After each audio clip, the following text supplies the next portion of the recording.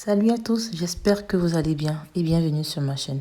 Aujourd'hui, nous allons faire des crêpes. Alors, je t'invite à rester jusqu'à la fin. Au niveau des ingrédients, nous aurons besoin du zeste de citron.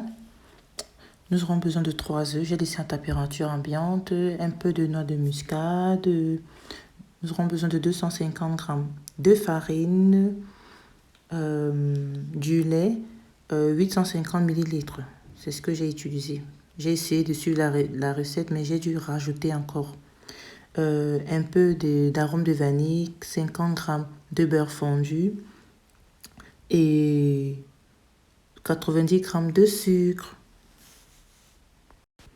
Au niveau de la quantité de sucre, c'était entre 90 et 100 g.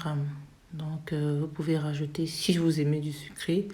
Mais moi, j'ai mis 90 parce que je voulais manger mes crêpes avec la confiture. Donc, je les ai faites pas trop sucrées. J'ai utilisé la farine de manioc parce que j'ai vu une recette de crêpes faite à base de farine de manioc. Et c'est cette recette que je suis en train de faire. Et dans la recette, il demandait d'utiliser entre 650 et 750 ml de lait. Mais vous allez voir, c'est ce que j'ai mis. Mais après, vous allez voir par la suite que j'ai dû rajouter encore un peu de lait. Et c'est ce qui m'a fait 850 ml de lait.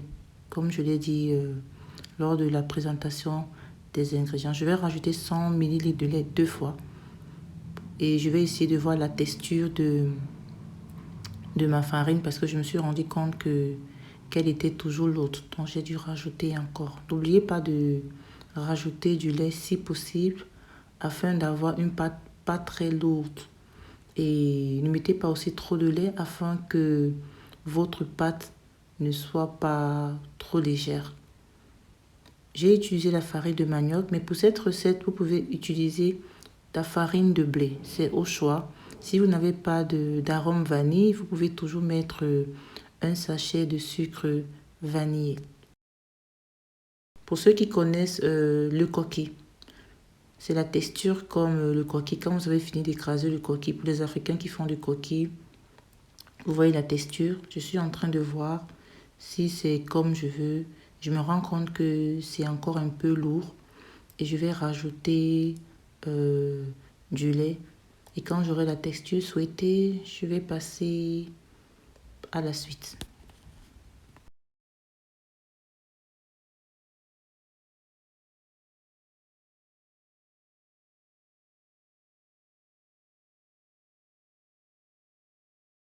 Je vérifie si ma poêle est un peu tiède, pas chaude. Parce que quand elle est chaude, ça va brûler la crêpe. Et quand elle n'est pas assez chaude, la crêpe ne sera pas très belle. Vous allez voir, ça c'est la première crêpe. Vous avez vu comment j'ai tourné la poêle. C'était pour vous montrer comment il faut tourner la main en fait. Et là, je suis en train d'essayer d'enlever ma crêpe avec ma spatule. Ça sera un peu compliqué. Je pense que c'est à cause de la texture de la crêpe. C'est la farine en fait. Donc là, j'ai dû retourner avec les mains. Et ça a été plus facile de cette façon. Après quelques minutes, on va dire entre 10 et 15 secondes, vous enlevez votre crêpe, ainsi de suite. Et comment savoir que votre crêpe est prête à être tournée? Regardez, vous voyez, il y a des bulles.